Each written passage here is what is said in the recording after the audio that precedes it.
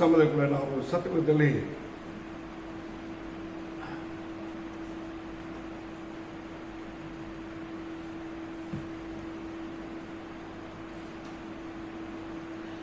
ಇಬ್ರಾಹಿಂ ಬರೆದವರಿಗೆ 2ನೇ ಅಧ್ಯಾಯ 4ನೇ ವಾಕ್ಯ ಕೂಡ ಓದಿ.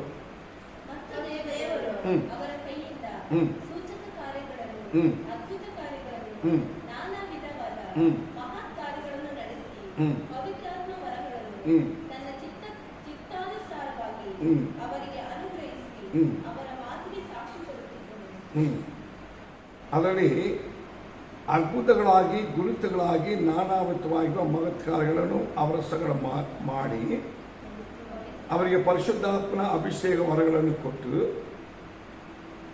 ದೇವರು ತಾನೇ ಅವರಿಗೆ ಸಾಕ್ಷಿ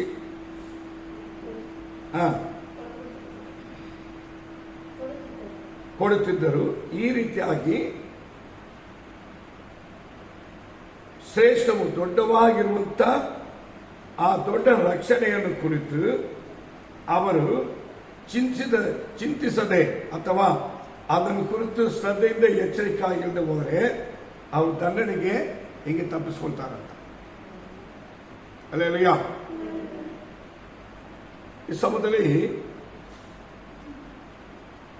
ಈ ಬೈಬಲಲ್ಲಿ ನೋಡುವಾಗ ಈ 4ನೇ ವಾಕ್ಯದಲ್ಲಿ ಹೇಳಲ್ಪಟ್ಟ ಪ್ರಕಾರವಾಗಿ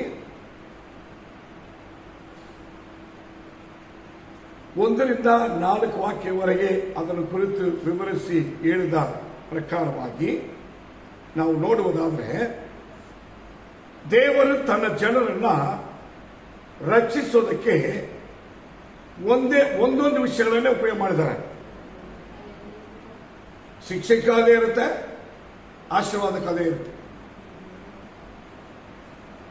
ಅದು ಹೇಗೆ ಎಂಬುದಾಗಿ ನಾವು ಗ್ರಹಿಸಿಕೊಳ್ಬೇಕು. ನಾವು ನಮಗೆ ಬೋಧಿಸಲ್ಪಟ್ಟ, ನಮಗೆ ಕೊಡಲ್ಪಟ್ಟ, ನಮಗೆ ಮಾಡಲ್ಪಟ್ಟ ಅದ್ಭುತಗಳು, ನಮ್ಮ ಮೇಲಿರುವ ಅಭಿಷೇಕ ವರಗಳಾಗಲಿ, ನಾವು ದೇವರಿಂದ ಹೊಂದಿರುವ ಯಾವುದೇ ಕಾರ್ಯವಾಗಲಿ ಅಥವಾ ನಾವು ಹೊಂದಿರುವ ಈ ಶ್ರೇಷ್ಠವಾಗಿರುವ ರಕ್ಷಣೆಯ ವಿಷಯದಲ್ಲಿ ನಾವು ನಡೆದರೆ, ಕಾಪಾಡಿಕೊಂಡ್ರೆ, ಅದ್ರಲ್ಲಿ ಕರೆಕ್ಟಾಗಿದ್ರೆ ನಿತ್ಯ ಜೀವ ಇರುತ್ತೆ. ಅಥವಾ ನಾವು ಅದರಂತೆ ನಡೆಯದೆ ಅದನ್ನು ಅಸತ್ಯ ಮಾಡಿ ನಮ್ಮಿಷ್ಟಕ್ಕೆ ನಾವೇ ನಡೆಯುವಂತವರಾಗಿದ್ದರೆ ಅದು ನಮಗೆ ದೇವರ ಕೋಪವು, ಶಾಪವು, ಶಿಕ್ಷೆಯಾಗಿ ಮಾರ್ಪಾಟವಾಗುತ್ತೆ. ಅದಕ್ಕೆ ಸತ್ಯವೇದದಲ್ಲಿರುವಂತಹ ಸತ್ಯಗಳನ್ನು ಕುರಿತು ಹೇಳುವಾಗ ಅದು ಇಬ್ಬಾಯಿ ಕತ್ತಿ ಅಂತ. ಏನಂತ? ಅದಕ್ಕೆ ಇಬ್ರಾಹಿಮನ ಪತ್ರಿಕೆಯಲ್ಲಿ ಓದುವಾಗ ಏನೇಳ್ತದೆ, 4:12 ಓದಿದಾಗ ಏನೇಳ್ತದೆ? ದೇವರ ವಾಕ್ಯವು ಸಜೀವವಾದದ್ದು, ಕಾರ್ಯ ಸಾಧಕವಾದದ್ದು, ಯಾವ ಇಬ್ಬಾಯಿ ಕತ್ತಿಗಿಂತಲೂ ಹತವಾದದ್ದು, ಪ್ರಾಣ ಆತ್ಮಗಳನ್ನು ಕೀಳು ಮಜ್ಜೆಗಳನ್ನು ವಿಭಾಜಿಸುವಷ್ಟು ತೂರಿ ಹೋಗುವಂತದ್ದಾಗಿದೆ. ಹೃದಯದ ಆಲೋಚನೆ, ಉದ್ದೇಶಗಳು ಇವುಗಳೆಲ್ಲವನ್ನ ವಿವೇಚಿಸುವಂತದ್ದಾಗಿರುತ್ತೆ. ಅಂದ್ರೆ ಅದು ಯಾವ್ದು ಸರಿ, ಯಾವ್ದು ಸರಿ ಇಲ್ಲ, ಯಾವ್ದು ಮಾಡಬೇಕು, ಯಾವ್ದು ಮಾಡಬೇಕು, ಇದನ್ನ 2 ವಿಷಯವನ್ನೇ ತೋರಿಸಿ ನಡೆಸುವಂತದ್ದಾಗಿದೆ ಎಂಬುದಾಗಿ ಹೇಳಲ್ಪಟ್ಟಿದೆ. ಈ ಆಧಾರದ ಮೇರೆಗೆ ನೀವು ಸತ್ಯವೇದವನ್ನ ಅಥವಾ ದೇವರು ಜನರಿಗೆ ದೇವರು ಮಾಡಿದ ಕಾರ್ಯಗಳ ನೀವು ನೋಡುವಾಗ ಇನ್ನೊಂದು ಕೂಡ ಹೇಳುತ್ತದೆ, ನಿನ್ನ ಮುಂದೆ ನಾನು ಆಶೀರ್ವಾದವನ್ನು ಇಡ್ತೀನಿ, ಶಾಪವನ್ನು ಇಡ್ತೀನಿ. ಅದೇನಯ್ಯ, ನಾವು ಅರಿಬೇಕಾದ ಸತ್ಯಾಂಶ ಅಂದ್ರೆ ಇದನ್ನ ನಾವು ಬೋಧಿಸಬೇಕಾದ್ರೆ ನಡೆಯುವಾಗಲೇ ಆಶೀರ್ವಾದ, ನಡೆದಿರುವಾಗ ದೇವರ ಕೋಪ, ಶಾಪವನ್ನೇ ತರುತ್ತದೆ ಎಂಬುದಾಗಿರೋದು ನಾವೇನ್ ಮಾಡಬೇಕು? ಮುಂದೆ ಹೇಳಬೇಕು. ಇದುವೇ ಅಪೋಸ್ತಲ ಕಾಲದಲ್ಲಿ, ಪ್ರಾರಂಭ ಕಾಲದಲ್ಲಿ ಅಪೋಸ್ತಲ ಮೂಲಕವಾಗಿ ದೇವರು ಹೇಳಿದ ಸತ್ಯಾಂಶ. ಯೇಸು ಹೇಳ್ತಾರೆ, ಮನ ತಿರುಗಿಕೊಡ್ರಿ, ನಿಮಗೆ ರಕ್ಷಣೆ ಸಿಗುತ್ತೆ, ಪಾಪ ಕ್ಷಮೆ ಸಿಗುತ್ತೆ, ನಿಮಗೆ ಆಶೀರ್ವಾದ ಬರುತ್ತೆ. ಮನ ತಿರುಗಿಲ್ದು ಹೋದ್ರೆ ನೀವು ಕೆಟ್ಟೋಗ್ತೀರಿ, ಹಾಳಾಗ್ತೀರಿ, ದೇವರ ಕೋಪಕ್ಕೆ ಗುರಿ ಆಗ್ತೀರಿ, ದೇವರ ಶಾಪಕ್ಕೆ ಗುರಿ ಆಗ್ತೀರಿ. ಒಂದೇ ವಿಷಯ. ಈಗ ಸತ್ಯವು ಯಾವತ್ತಿಗೂ ಸತ್ಯವೇ. ಆದರೆ ಸತ್ಯವೇದ ನಮಗೆ ಇದನ್ನ ದೇವರ ವಾಕ್ಯ ಹೆಂಗೆ ಬೋಧಿಸ್ತು ಅಂತ ಹೇಳಿದ್ರೆ, ನಾವು ನಡೆಯುವಂತವರಾಗಬೇಕು, ಕಾಪಾಡಿಕೊಳ್ಳುವಂತವರಾಗಿರ್ಬೇಕು, ನಾವು ಕಡೆಯವರೆಗೆ ಅದರ ದೃಢವಾಗಿ ಇರುವಂತವರಾಗಿರ್ಬೇಕು, ದೇವರಿಗೆ ಕೃತಜ್ಞತೆಯುಳ್ಳವರಾಗಿರ್ಬೇಕು. ದೇವರ ನಿಯಮವನ್ನು ಬಿಟ್ಟು ಎಡಕ್ಕೆ ಬಲಕ್ಕೆ ಹೋಗದಂತವರಾಗಿದ್ದರೆ ಜೀವಿತ ಎಲ್ಲಾ ಕಾಲದಲ್ಲಿಯೂ, ಎಲ್ಲಾ ಕಾರ್ಯಗಳಲ್ಲಿಯೂ, ಎಲ್ಲಾ ಸಮಯಗಳಲ್ಲಿಯೂ, ಎಲ್ಲಾ ರೀತಿಯಲ್ಲಿಯೂ ಅವರಿಗೆ ಖಂಡಿತವಾಗಿ ಜಯನೇ ಬರುತ್ತೆ. Praise the Lord. ಜಯ ಹೊಂದೋದಕ್ಕೆ ಏನ್ ಮಾಡ್ಬೇಕಂದ್ರೆ ಪ್ರಾರ್ಥನೆ ಜಯ ಅಂತ ಹೇಳಿದ್ರೆ, ಪ್ರಾರ್ಥನೆ ಜೀವಿತದಲ್ಲಿ ಆ ಪ್ರಾರ್ಥನೆಗೆ ತಕ್ಕಾಗಿ ನಡೆಯುವಂತಾಗಿದೆ, ಅದು ಜಯ. ಸ್ತೋತ್ರ ಮಾಡಲಿ, ನಿಮಗೆ ದೇವ್ ಜಯ ಕೊಡ್ತಾರೆ. ಕರೆಕ್ಟ್. ಕೃತಜ್ಞತೆಯುಳ್ಳವರಾಗಿರ್ಬೇಕು, ಆ ಸ್ತೋತ್ರ ತಕ್ಕಾಗಿ ನಡೀಬೇಕು, ದೇವ್ರು ಮಾಡೋ ಪಾಲನ್ನ ಸ್ಮರಿಸಬೇಕು, ಆವಾಗ ಜಯ. ಆರಾಧಿಸಬೇಕು, ಆರಾಧನೆ ಮೊದಲು ಕೃತಜ್ಞತೆ ಉಳ್ಳದಾಗಿರ್ಬೇಕು, ದೇವರ ಇಟ್ಟ ಸ್ಥಳದಲ್ಲಿ ಇರಬೇಕು, ದೇವರು ನಡೆಸೋ ರೀತಿಯಲ್ಲಿ ಇರಬೇಕು, ಅದು ದೇವರಿಗೆ ಮೆಚ್ಚಲಾಗಿದ್ರೆ ಅದು ಜಯ. ಹಾಗಾದ್ರೆ ಇದನ್ನೇ ಸತ್ಯವೇದದಲ್ಲಿ ಅನೇಕ ಕಾರ್ಯಗಳಲ್ಲಿ ದೇವರು ಪ್ರಕಟಣೆ ಮಾಡಿದ್ದಾರೆ. ಅದರಲ್ಲಿ ಕೆಲವದನ್ನ ನಾವು ನೋಡೋಣ. ಮೊದಲಾಗಿ ವಿಮೋಚನ ಕಾಂಡ, ಎಕ್ಸಡಸ್ 14:21-22 ವಾಕ್ಯ.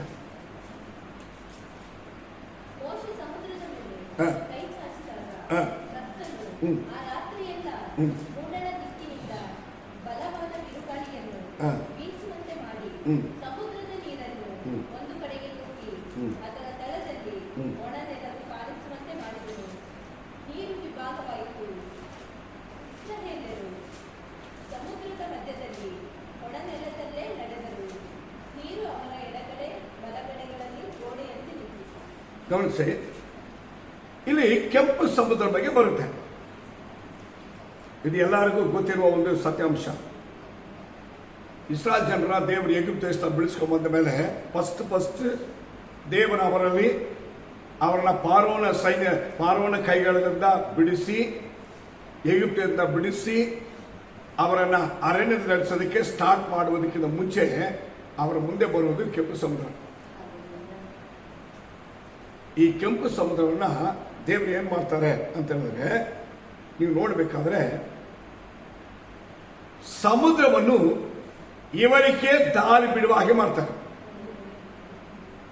ಸೆಕೆಂಡ್, ಅದರಲ್ಲಿ ನಡೆದು ಹೋಗುವ ಹಾಗೆ ಮಾಡ್ತಾರೆ. ಮೂರನೇದು, ಅವರನ್ನು ದಾಟಿ ಗೆಲ್ಲುವಂತವರಾಗಿ ದೇವರನ್ನು ಮಾರ್ಪಡಿಸ್ತಾರೆ. Praise the Lord, praise the Lord. ಇಲ್ಲಿ ಸತ್ಯವೇದ ಏನು ಹೇಳ್ತಂದ್ರೆ, ಕೆಂಪು ಸಮುದ್ರ ಇದೆಯಲ್ಲ, ಈ ಕೆಂಪು ಸಮುದ್ರವು ನೀವು ಬೈಬಲ್ ನೋಡುವಾಗ ದೇವ ಜನರಿಗೆ ದಾರಿ ಕೊಡುತ್ತೆ, ಮಾರ್ಗವಾಗುತ್ತೆ ನಡೆಯುವವರಿಗೆ. ಅದೇ ದೇವರಿಗೆ ವಿರುದ್ಧವಾಗಿ ನಡೆಯುವವರಿಗೆ ಮರಣವನ್ನು ಕೊಡುತ್ತೆ. Alleluia, alleluia.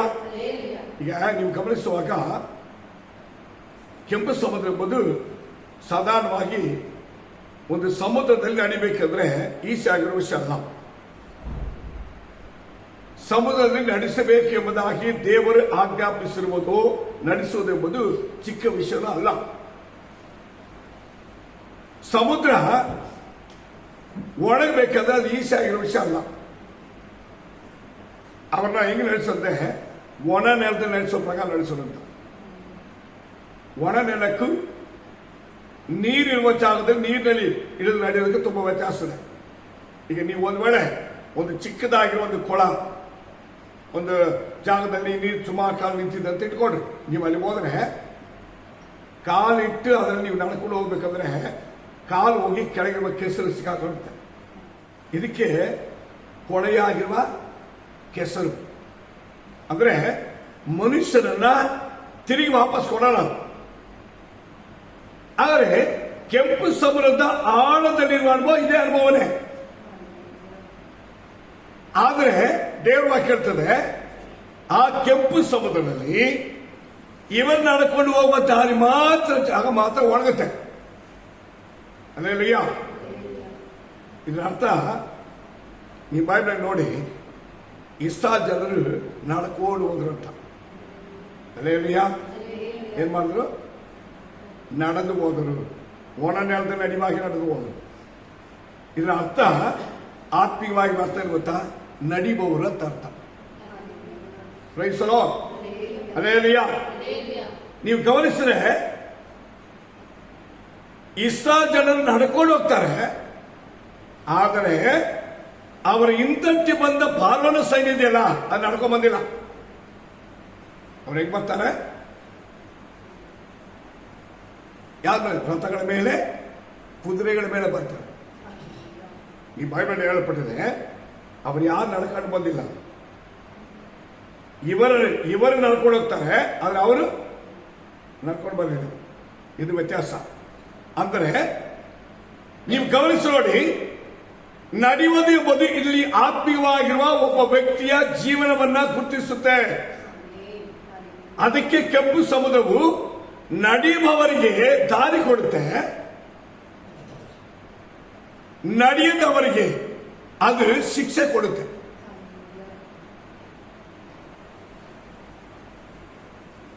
ಗಮನಿಸಿ ನೋಡಿ, ಅವರ ರಥಗಳು, ಅವರ ಚಕ್ರಗಳು ಎಲ್ಲವೇನಾಗುತ್ತೆ? ಕಳ್ಸಿಕೊಡುತ್ತೆ. ನೀವು ಬೈಬಲ್ ನೋಡ್ಬೇಕಾದ್ರೆ ಅವರ ಕುದುರೆ ಏನ್ ಮಾಡುತ್ತೆ? ಓಡಕ್ಕಾಗಲ್ಲ. ಇಲ್ಲಿ ನೀವು ಗಮನಿಸುವಾಗ ಅವರು ರಥಬಲದಲ್ಲಿರುವವರು, ಜನಬಲದಲ್ಲಿರುವವರು, ಅಧಿಕಾರ ಬಲದಲ್ಲಿರುವವರು, ಆಯುಧ ಬಲದಲ್ಲಿರುವವರು. ಇದನ್ನೇ ದಾವೀದ ರಾಜ ಹೇಳ್ತಾನೆ. ಏನಂತ ಹೇಳ್ತಾರೆ ಗೊತ್ತಾ? ಕೆಲವರು ರಥಬಲದಲ್ಲಿ, ಕೆಲವರು ಅಶ್ವಬಲದಲ್ಲಿ ಎಚ್ಚರ ಪಡ್ತಾರೆ. ನಾವಾದರೂ ನಮ್ಮ ದೇವರಾಗಿರುವ ಕರ್ತನಲ್ಲಿ ಎಚ್ಚರ ಪಡ್ತೀವಿ. Alleluia, alleluia. ಇಲ್ಲಿ ಸತ್ಯವೇದ ಏನ್ ಹೇಳ್ತಂದ್ರೆ,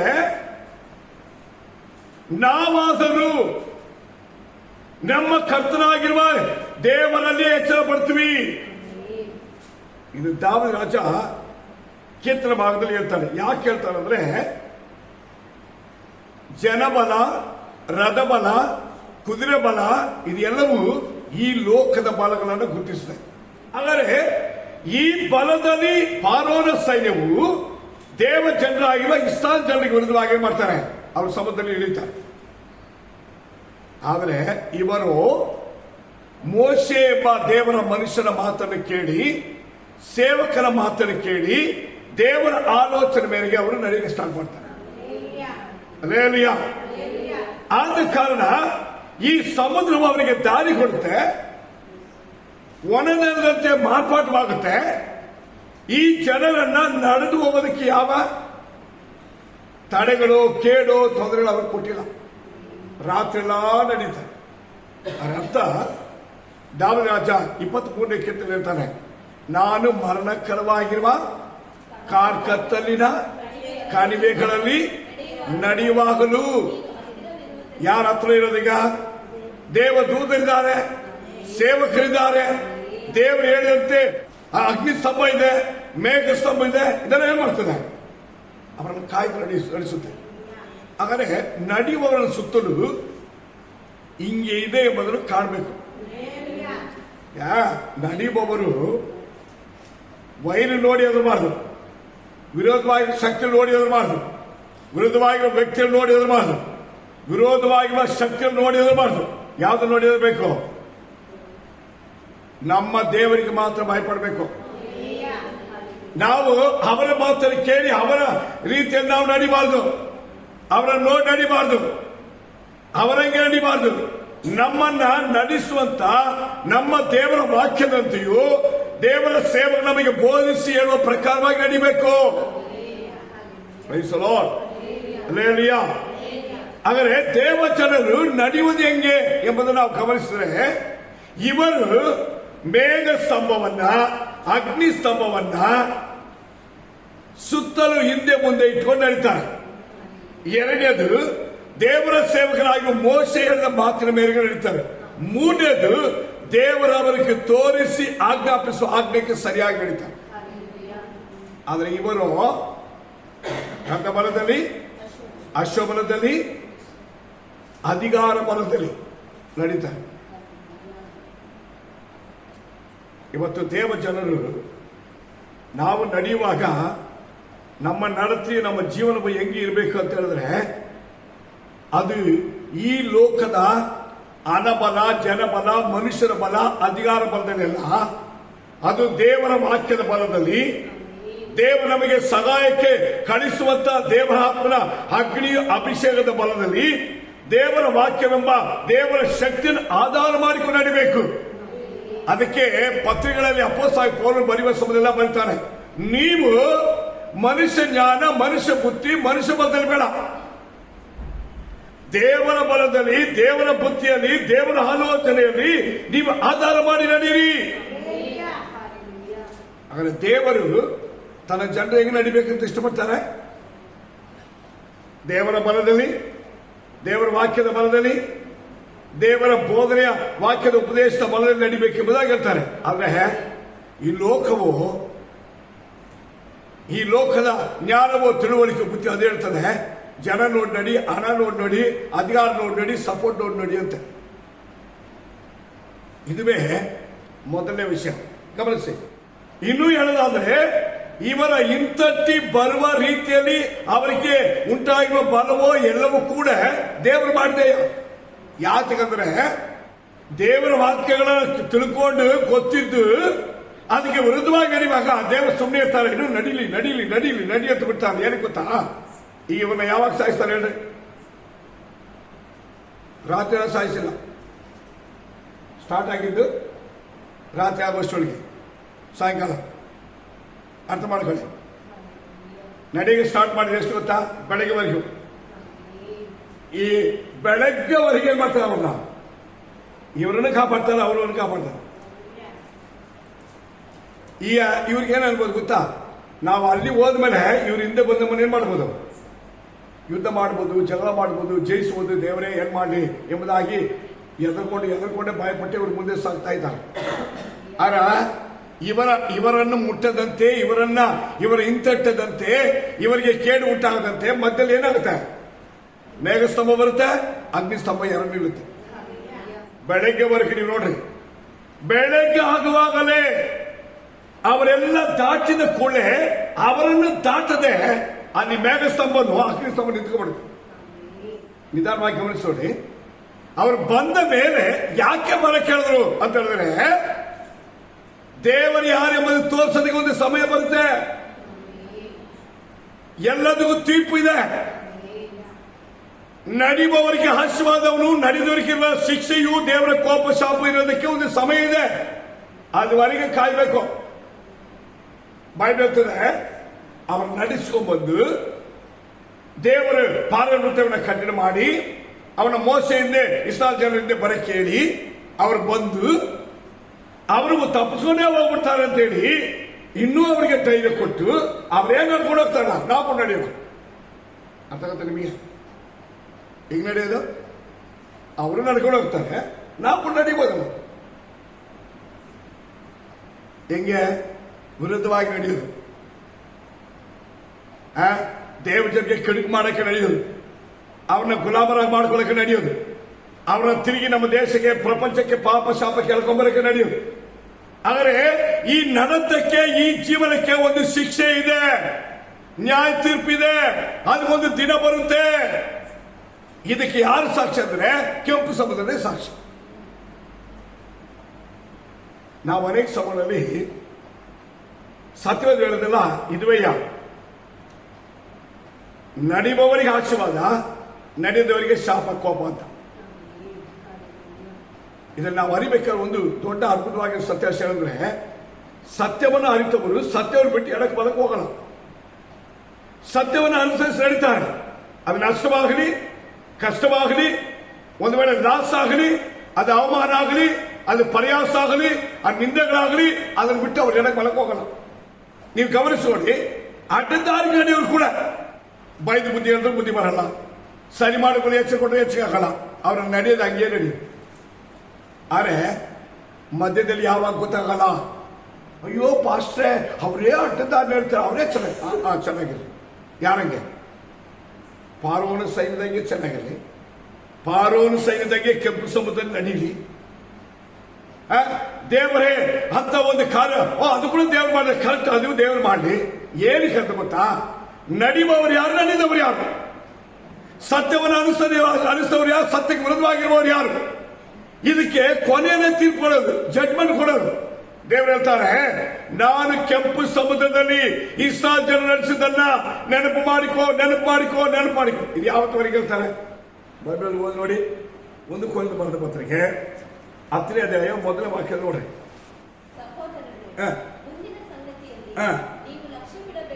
ಮುಂದಿನ ಸಂಗತಿಯಲ್ಲಿ ನೀವು ಅರಿತುಕೊಳ್ಳಬೇಕು, ನೀವು ಅರ್ಥ ಮಾಡಿಕೊಳ್ಳಬೇಕು. ಆ ಮುಂದಿನ ಸಂಗತಿ ಯಾವುದು? ನಮ್ಮ ಪಿತೃಗಳೆಲ್ಲರೂ ಮೇಘದ ನೆರಳಿನಲ್ಲಿಯೂ ಸಮುದ್ರದ ಮಾರ್ಗದಲ್ಲಿಯೂ ನಡ್ಕೊಂಡು ಹೋದರ. ಇದು ಎಲ್ಲಿ ತಗೊಂಬಂದು ಹೇಳ್ತಾರೆ? ಎಷ್ಟು ಸಾವಿರ ವರ್ಷ ಆಯ್ತಮ್ಮ, ಇವತ್ತಿನವರೆಗೆ ದೇವರು ಏನ್ ಹೇಳ್ತಾರೆ ಅಂದ್ರೆ, ಅದನ್ನೇ ನೀವು ಲಕ್ಷ್ಯವಿಡ್ರಿ. ಮುಂದಿನ ಸಂಗತಿಗಳನ್ನು ಕುರಿತು ಲಕ್ಷ್ಯ ಬಿಡ್ರಿ. ಹಾಗಾದ್ರೆ ದೇವರು ಏನೇ ಮಾಡಿದ್ರು ಅದನ್ನು ಬಿಟ್ಬಿಟ್ಟು ಇದು ಮಾಡಲ್ಲ. ಈಗ ತುಂಬಾ ಜನ ಏನಂತ ಗೊತ್ತಾ? ಅದೆಲ್ಲ ಹೋಯ್ತು ಆ ಕಾಲ, ಇದು ಈಗಲ್ಲ, ಇದು ಕೃಪೆಯ ಕಾಲ, ಇದು ದಯ ಹೊಂದಿರುವ ಕಾಲ, ಇದು ದೇವ್ರು ನಮ್ಮನ್ನು ಹಂಗ ಮಾಡ್ತಾರೆ, ದೇವ್ರು ನಮ್ಮನ್ನು ಹಿಂಗ್ ಮಾಡ್ತಾರೆ. ಹೆಂಗೂ ಮಾಡಲ್ಲ. ಅವ್ರು ಹೇಳ್ತಾರೆ, ಮುಂದಿನ ಸಂಗತಿಗಳಿಗೆ ನೀವು, ಮುಂದಿನ ಸಂಗತಿಗಳನ್ನ ನೀವು ತಿಳ್ಕೊಳ್ಬೇಕು, ಅರ್ಥ ಮಾಡಿಕೊಳ್ಬೇಕು. ಯಾಕಂದ್ರೆ ನಮ್ಮ ಪಿತೃಗಳೆಲ್ಲರೂ ಮೇಘದ ನೆರಳಿನಲ್ಲಿಯೂ ಸಮುದ್ರದ ಮಾರ್ಗದಲ್ಲಿಯೂ ನಡ್ಕೊಂಡು ಹೋದ್ರಲ್ಲ. ಆವಾಗ ಅವರೆಲ್ಲರೂ ಮೋಶೆಯ ಶಿಷ್ಯರಾಗಲಿ. ಒಂದಲ್ಲ, ಈಗಿರುವರು ಯಾರು ಶಿಷ್ಯರ್ಮ? ಯೇಸು ಸಾಲ ಶಿಷ್ಯರು. ಮತ್ತಾಯ ಬರ ಸ್ವಾರ್ಥ 28ನೇ ಅಧ್ಯಾಯ. ಎಲ್ಲ ದೇಶದ ಜನರನ್ನು ಶಿಷ್ಯರಾಗಿ ಮಾಡಿ. ಆದರೆ ವಿಶ್ವಾಸರಾಗೋದು, ದೇವರ ಮಕ್ಕಳಾಗೋದು ಎಂಬುದು ಏನಕ್ಕಂದ್ರೆ ಯೇಸುವಿಗೆ ಶಿಷ್ಯರಾಗೋದಕ್ಕೆ. ಮಕ್ಕಳಾಗಿ ಮಾಡಿದ ಏನಕ್ಕಂದ್ರೆ ಯೇಸುವಿಗೆ ಶಿಷ್ಯರಾಗೋದಕ್ಕೆ. ಯೇಸುವಿಗೆ ಶಿಷ್ಯರಾಗಬೇಕಂದ್ರೆ ಒಬ್ಬ ವ್ಯಕ್ತಿ ಅವನಿಗೆ ಬೋಧಿಸುವ ಮೋಶೆ ನ್ಯಾಯ ಪ್ರಮಾಣಗಳಿಗೆ ತಕ್ಕ ಹಾಗೆ ಸೇವಕನಾಗಿರುವ ದೇವರ ಮನುಷ್ಯನು ಅವರಿಗೆ ಆಜ್ಞಾಪಿಸಿ ಬೋಧಿಸುವುದನ್ನ ಕೇಳಿ ನಡಿಬೇಕು. ಆವಾಗ ಶಿಷ್ಯರಾಗಲು. ಆದರೆ ಒಬ್ಬ ವ್ಯಕ್ತಿ ಶಿಷ್ಯರಾಗಿ ನಡಿಬೇಕು. ಆದರೆ ಮೋಶೆಯ ಶಿಷ್ಯರಾಗುವುದಕ್ಕೋಸ್ಕರವಾಗಿ ಅವ್ರೇನ್ ಮಾಡಿದ್ರು? ಈಗ ಒಂದು ಕೊನೆಯ ಬರೆದ ಪತ್ರಿಕೆ 10ನೇ ಅಧ್ಯಾಯದಲ್ಲಿ ಅವರು ಮೋಶೆಯ ಶಿಷ್ಯರಾಗುವುದಕ್ಕೋಸ್ಕರವಾಗಿ 2ನೇ ವಾಕ್ಯ, ಮೇಘದ ನೆರಳು ಸಮುದ್ರದ ಒಳಗೆ ಅವರೇನಾಗ್ತಾರೆ ಗಮನಿಸೋಡಿ. ಮೋಶೆಯ ಶಿಷ್ಯರಾಗೋದಕ್ಕೋಸ್ಕರವಾಗಿ ನಡೆದರು. ಹಾಗಾದರೆ ಇವತ್ತು ಸಭೆ ಮಕ್ಕಳು ಎಂದು ಹೇಳುವವರು, ಕ್ರಿಸ್ತನ ಮೇಲೆ ವಿಶ್ವಾಸ ಇಟ್ಟವರು ಯೇಸುವಿಗೆ ಶಿಷ್ಯರಾಗುವುದು, ಶಿಷ್ಯರಾಗಿ ನಡೆಸಬೇಕಾಗುವ ಜವಾಬ್ದಾರಿಯು ಶಿಷ್ಯರಿಗೆ ಆಜ್ಞಾಪಿಸಿ ಬೋಧನೆ ಮಾಡಬೇಕಾಗಿಲ್ಲ. ಯಾರೆಂಬುದಾಗಿ ಹೇಳಿದ್ರೆ ಅದಕ್ಕೆ ಯೇಸು ಬರ್ತಾರೆ, ನಾನು ನಿನಗೆ ಆಜ್ಞಾಪಿಸೋದನ್ನ ನೀನು ಅವ್ರಿಗೆ ಏನ್ ಮಾಡ್ಬೇಕು? ಬೋಧನೆ ಮಾಡಬೇಕು. ಅಂದ್ರೆ ಅವರವರ ಇಷ್ಟಕ್ಕೆ ಅವರವರು ಯಾರಾದ್ರೂ ಹಿಂಪಾಲಿಸಿ ನಡೆಯೋದಲ್ಲ. ಅವರವರ ಸೇವಕರಿಗೆ, ಅವರವರ ಸಭೆಗೆ ದೇವರು ಏನ್ ಹೇಳ್ತಾರೋ ಅದನ್ನು ಕೇಳಿ ನಡೆಯುವುದೇ ಶಿಷ್ಯತ್ವ. ಇದುವೇ ಬೈಬಲ್ ಹೇಳ್ತದೆ. ಇದು ಯಾರಿಗೆ ಮಾತ್ರ ಇದೆ ಅಂತ ಹೇಳಿದ್ರೆ ಇಷ್ಟ ಜನರಿಗೆ ಮಾತ್ರ. ಈಗ ಪಾರ್ವನ ಸೇವೆಗೆ ಅದೇ ಮೋಶೆಯಿಂದ 20 ಜನ ಬಂದ್ರು, ಅವ್ರು ಹೋದ್ಮೇಲೆ ಅದದ್ದು 10 ಜನ ಬಂದ್ರು. ಅದು ಯಾರಿಗೆ? ಮೋಶೆ ಶಿಷ್ಯರು ಅವರು ಇಲ್ಲ. ಯಾರು ಶಿಷ್ಯರು? ಅವರು ಸೈತಾನಿಗೆ ಶಿಷ್ಯರು. ಅರ್ಥ ಆಯ್ತಾ ನಿಮಗೆ? ಪಾರ್ವನಿಗೆ ಶಿಷ್ಯರು ಬಂದವರು, ಅವರ ಸೈನ್ಯದವರು. ಆದ್ರೆ ಯಾರಿಂದ ಹೋದ್ರು? ಮೋಶೆಯಿಂದ ಹೋದ್ರು, ಇಸ್ರಾಯೇಲ್ ಜನರಿಂದ ಹೋದರು. ಆದರೆ ಸೈತಾನಿಗೂ ವಿರೋಧಕ್ಕೆ ಶಿಷ್ಯರಾಗಿದ್ದುಕೊಂಡು ನಾನು ಕೂಡ ದೇವರ ಸೇವಕರು ಹೇಳುವ ಉಪದೇಶ ನಡೆಯುವವರು ಎಂಬುದಾಗಿ ನಡೆದು ಹೋದ್ರೆ ಅವರ ಗತಿ ಇದೆ. ಇದನ್ನೇ ನೀವು ಗಮನಿಸಬಹುದು, ದೇವರು ಹೇಳ್ತಾರೆ, ನಾನು ಮುಂದೆ ಜೀವ ಮರಣ ಇರ್ತೀನಿ, ಆಶೀರ್ವಾದ ಶಾಪ ಇರ್ತೀನಿ, ನೀನು ಅದನ್ನು ಆರಿಸಿಕೊಂಡು ನಡಿಬೇಕು. ಈಗ ಮೋಶೆ ಶಿಷ್ಯರಾಗಿ ದೇವರ ಮೇಘಸ್ತಂಭದ ನೆರಳಲ್ಲಿಯೂ ಅಗ್ನಿ ಸ್ತಂಭದ ಮಾರ್ಗದಲ್ಲಿಯೂ ಆ ಮೋಶೆಯ ಆಜ್ಞೆ ಪ್ರಕಾರವಾಗಿ ನಡಿಬೇಕು, ಅಥವಾ ಫಾರೋನ ಮಾತನ್ನು ಕೇಳಿ ಅವರ ಶಿಷ್ಯನಾಗಿ ಆ ದೇವಚಂದ್ರಿಗೆ ವಿರುದ್ಧವಾಗಿ ಅವರ ಹಿಂದೆ ಅವರ ಜೊತೆಲೇ ಇದ್ದುಕೊಂಡು ಅವ್ರು ಹೇಗಾದ್ರೂ ಸಾಯಿಸಿ ಬೀಳಿಸಬೇಕೆಂಬುದಕ್ಕೋಸ್ಕರ ಹಿಂದೆ ನಡೆಯುವಂತಾಗಿತ್ತು. ಕೆಂಪು ಸಮುದ್ರ ಮಾರ್ಗ ನಡೆದವರು ಎರಡು ಗುಂಪು. ವಿರೋಧ ಜನರು ಅದನ್ನೇ ನಡೆದಿರೋದು, ಹಾಳಾಗೋರು ಕೂಡ ಅದನ್ನೇ ನಡೆದಿದ್ದು, ಜಯ ಹೊಂದುವರು ಅದನ್ನೇ ನಡೆದಿದ್ದು, ವಾಗ್ದಾನ ಹೊಂದಿದವರು ಕೂಡ ಅದನ್ನೇ ನಡೆದಿರೋದು, ಜೀವ ಸ್ವರೂಪವಾಗಿ ದೇವರು ಮಾತಾಡಿದ್ರು ಅದೇ ನಡೆದ್ರು. ಆದ್ರೆ ಕೊನೆಗೆ ಗೊತ್ತಾಯ್ತು ಯಾರಂತ. ನಡೆಯುವ ಇಸ್ರಾಯೇಲ್ ಜನರಿಗೆ ದೇವರ ಅದ್ಭುತ ಸ್ವರೂಪನು ಅದಕ್ಕೆ ವಿರುದ್ಧವಾಗಿ ನಡೆದುಕೊಂಡು ದ್ರೋಹ ಮಾಡಿದ ಜನರಿಗೆ ಆತನ ಮಗಾ ಶಿಕ್ಷೆ ಕೊಟ್ಟಂತ ದೊಡ್ಡ ಅಗ್ನಿ ಸ್ತಂಭ, ಮೇಘ ಸ್ತಂಭ, ಸಮುದ್ರದಿಂದ ಅವ್ರನ್ನ ಏನ್ ಮಾಡಿದ್ರು, ಇಡೀ ಒಂದು ಕೂಡ ಉಳಿದಂತೆ ನಾಶ ಮಾಡಿಬಿಟ್ರು.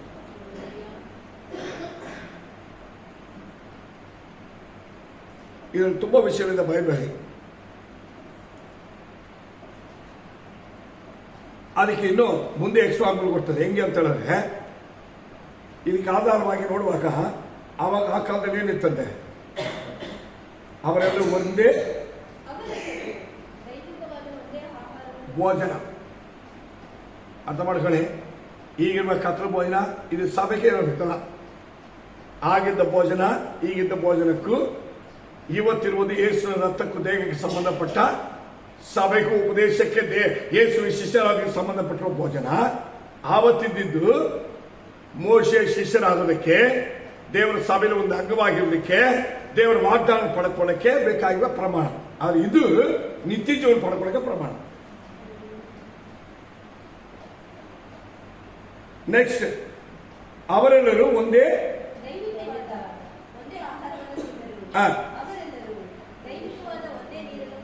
ಒಂದೇ ನೀರು. ನೆಕ್ಸ್ಟ್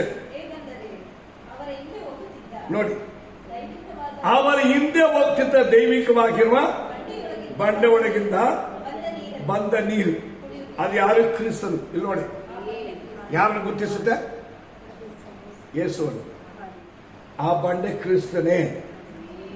ಆದರೆ ಇವರಲ್ಲಿ ಬಹು ಮಂದಿ, ಅವರಲ್ಲಿ ಬಹು ಮಂದಿ ವಿಷಯದಲ್ಲಿ ದೇವರಿಗೆ ಪ್ರಿಯವಾಗಿ ನಡ್ಕೊಂಡಿಲ್ಲ. ದೇವರಿಗೆ ಪ್ರಿಯರಾಗಿ ಮೆಚ್ಚಿನವರಾಗಿ ದೇವರ ಆಜ್ಞೆಗಳನ್ನು ಕರೆಕ್ಟ್ ಆಗಿ ಕೈಕೊಂಡು ನಡೆಯಲಿಲ್ಲ. ಇದನ್ನ ಒಂದು ಕಾಲಕ್ಕಿಲ್ಲ, ಈ ಭೂಮಿಯಲ್ಲಿ ದೇವರ ಸಭೆ ಇರುವ ಕಾಲವರೆಗೂ, ಕ್ರಿಸ್ತನ ಬರುವ ದಿನವರೆಗೂ, ದೇವರ ಸಭೆಯ ಆಕಾಶಕ್ಕೆ ಎತ್ತಲ್ಪಡುವ ದಿನವರೆಗೂ, ಕರ್ತನ ಬರುವಣಿಗಾಗಿ ತನ್ನ ಜನ ಸಿದ್ಧವಾಗುವ ಎಲ್ಲಾ ಕಡೆ ದಿನವರೆಗೂ ಈ ಉಪದೇಶ ಹಂಗೆ ಇರುತ್ತೆ. ಸತ್ಯವಾದ ಹೇಳ್ತದೆ, ಈ ಒಂದು ನೋಡುವ ಸಮಯದಲ್ಲಿ ಇವುಗಳನ್ನ ನಮಗೆ ದೃಷ್ಟಾಂತವಾಗಿಟ್ರು. ಒಂದು ಕೊರಂಥ 10 ವಾಕ್ಯ ಓದುವಾಗ ಇವುಗಳೆಲ್ಲವೂ ಕೊನೆ ಕಾಲದಲ್ಲಿ ನಮಗೆ, ದೇವ ಜನರಿಗೆ, ರಕ್ಷಣೆ ಹೊಂದಿರುವ ವಿಶ್ವಾಸಿಗಳಿಗೆ ಇದು ಎಚ್ಚರಿಕೆ ಆಗೋದಕ್ಕೋಸ್ಕರವಾಗಿ ಇದು ಬರೆಯಲ್ಪಟ್ಟಿದೆ. ಆಗ ಬರೆಯಲ್ಪಟ್ಟಿದ್ದು ಯಾರಿಗೆ? ಅವರಿಗಲ್ಲ, ನಮಗೆ. ಅವರ ಹೆಸರು ಬರೆದಿರೋದು, ಅವರ ಬಗ್ಗೆ ಬರೆದಿರೋದು ಯಾರಿಗೆ? ನಮಗೆ. ಅವರಂಗೆ, ಅವರ ಅವಿಧರಾಗಿ ನಡೆದಂಗೆ, ಹಠಮಾರಿಯಾಗಿ ನಡೆದಂಗೆ, ಮೋಶ ವಿರುದ್ಧವಾಗಿ ನಡೆದಂಗೆ, ಬಾಕ್ನೆ ಮೀರಿ ನಡೆದಂಗೆ ನೀವು ನಡಿಬೇಡಿ. ಸೊ ಇದು ಬರೆದಿರೋದು ಯಾರಿಗಂದ್ರೆ ನಮಗೆ. ಯಾರನ್ನು ಇಟ್ಕೊಂಡು ಬರೆದಿದ್ದಾರೆ? ಅವರನ್ನಿಟ್ಟು ದೇವರು ನಮಗೆ ಬರೆದಿದ್ದಾರೆ. ಸೊ ಇದನ್ನು ನಾವು ಗ್ರಹಿಸಿಕೊಳ್ಬೇಕು. ಹಾಗಾದ್ರೆ ಕೆಂಪು ಸಮುದ್ರ ಮೋಶೆ ಮಾತನ್ನು ಕೇಳುವವರಿಗೆ, ದೇವರ ಆಜ್ಞೆ ಬಿಟ್ಟು ಎಡಕ್ಕೆ ಬಲಕ್ಕೆ ಹೋಗದವರಿಗೆ, ಮೋಶೆ ಶಿಷ್ಯರಾಗಿ ಅಂದ್ರೆ ದೇವರ ಆಜ್ಞೆಯಂತೆ ನಡೆದವರಿಗೆ ಅದು ರಕ್ಷಣೆ ಕೊಡುತ್ತೆ, ಕಾಪಾಡುತ್ತೆ. ಅವರಿಗೆ ವಿರೋಧಿಗಳನ್ನ ನಾಶ ಮಾಡಿ ಮುಳುಗಿಸಿ ಸಾಯಿಸುತ್ತೆ.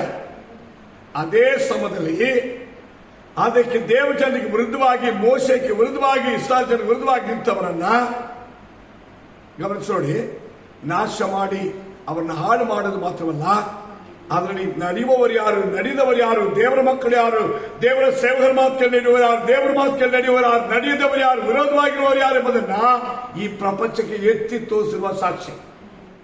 ಇವತ್ತು ವಿಶ್ವಾಸ ಜೀವಿತವನ್ನು ಪರಿಶೋಧನೆ ಮಾಡ್ರಿ. ನಮ್ಮನ್ನು ಕರೆದ ದೇವ್ರ ಮುಂದೆ ನಾವು ಹೆಂಗಿದೀವಿ ಎಂಬುದಾಗಿ ಪರಿಶೋಧನೆ ಮಾಡ್ರಿ. ನಮ್ಮ ನಡೆಸಕ್ಕೆ ಕರೆಯುವ ದೇವರು ಎಂಥವರು ಎಂಬುದಾಗಿ ನೋಡ್ರಿ. ದೇವರು ಹೇಳ್ತಾರೆ, ನಾನು ನಿಮ್ಮ ಮುಂದೆ ಇಟ್ಟಿರುವುದು ನಡೆದರೆ ಆಜ್ಞೆಯೋ ಪ್ರಮಾಣವೋ ನಿಯಮವೋ ಸಭೆಯೋ ಸೇವಕರು ನಾನು ನಿಮಗೆ ಕೊಟ್ಟಿದ್ದೀನಲ್ಲ, ನೀವು ಅನುಸರಿಸಿದ್ರೆ ನಿಮಗೆ ಅದು ಆಶೀರ್ವಾದವಾಗಿರುತ್ತೆ. ಹಠಮಾರಿಯಾಗಿ ಅವಿಧವಾಗಿ ವಿರೋಧವಾಗಿ ಹೇಳಿದ್ರೆ ಅದು ನನ್ನ ಕೋಪ ಶಾಪವನ್ನು ತಂದು ನಾಶ ಮಾಡಿಬಿಡುತ್ತೆ. ಹುಷಾರಾಗಿ. ಬೈಬಲ್ ತುಂಬಾ ವಿಷಯಗಳಿದೆ. ಅದ್ರ ಬಗ್ಗೆ ಹೇಳೋದಾದ್ರೆ ಒಂದು ಕೆಂಪು ಸಮುದ್ರ, ಹಿಂಗೆ ತುಂಬಾ ವಿಷಯ ಬೈಬಲ್ ಇದೆ. ಕರ್ತನಿಗೆ ಸಮಯ ಕೊಡ್ಬೇಕಾದ್ರೆ ನಾನು ನೆನಪುತ್ತೇನೆ. ಇವತ್ತು ನಮ್ಮನ್ನ ಪರಿಶೋಧನೆ ಮಾಡೋಣ. ದೇವರು ಹೇಳ್ತಾರೆ, ನಾನು ನನ್ನ ಜನರ ಮುಂದೆ ಜನ ನಡೆಸೋದಕ್ಕೆ ಉಪಯೋಗ ಮಾಡಿದ ಎಲ್ಲವೂ ಅನುಸರಿಸುವವರಿಗೆ, ನಡೆಯುವವರಿಗೆ ಜೀವವು ಆಶೀರ್ವಾದವು ಬಲವಾಗಿ ಬೀಳುತ್ತೆ. ಅದೇ ಅವಿಧರಾಗಿ ಹಠಮಾರಿಯಾಗಿ ದೇವರ ನಾಮಕ್ಕೆ, ದೇವರ ಸಭೆಗೆ, ದೇವರ ರಾಜ್ಯಕ್ಕೆ ವಿರುದ್ಧವಾಗಿ ನಡೆಯುವವರಿಗೆ ಅದು ನಾಶವು, ದೇವರ ಕೋಪವು ಶಿಕ್ಷೆಯಾಗಿ ಮಾರ್ಪಾಟವಾಗುತ್ತೆ. ಮಹಿಮಳ ರಾಜನು, ಅದ್ಭುತ ನಡೀತಿರುವಂತ ದೇವರು, ಮಗತ್ತೊಳ ಕಾರ್ಯವಂತ ಮಾಡುವಂತ ದೇವರು ನಮಗೆ ಒಳ್ಳೆಯವರಾಗಿದ್ದಾರೆ, ನಮಗೆ ಸರ್ವಶಕ್ತರಾಗಿದ್ದಾರೆ. ನಮಗೆ ಭೂಮಿಯಲ್ಲಿ ನಮಗೆ ಸಹಾಯವಿಲ್ಲದೆ ಹೋದ್ರೆ ಪರಲೋಕವನ್ನು ತೆರೆದು ನಮಗೆ ಸಹಾಯ ಕಳಿಸಕ್ಕೆ ದೇವರು ರೆಡಿದ್ದಾರೆ. ನಿಮ್ಮ ವಿಶ್ವಾಸ ಮುಖ್ಯ. ನಿಮಗೆ ದೇವರು ಕೊಟ್ಟ ಸಭೆಯ ಉಪದೇಶ ನಿಯಮವನ್ನು ಅನುಸರಿಸಿ ನಡೆಯುವುದು, ಮೋಶೆ ನ್ಯಾಯ ಪ್ರಮಾಣವನ್ನು ಕೈಕೊಂಡು ನಡೆಯುವುದು ಅತಿ ಅತಿ ಮುಖ್ಯ ಪ್ರಿಯರೇ. ಇವತ್ತು ನಮ್ಮನ್ನ ಪರಿಶೋಧನೆ ಮಾಡೋಣ.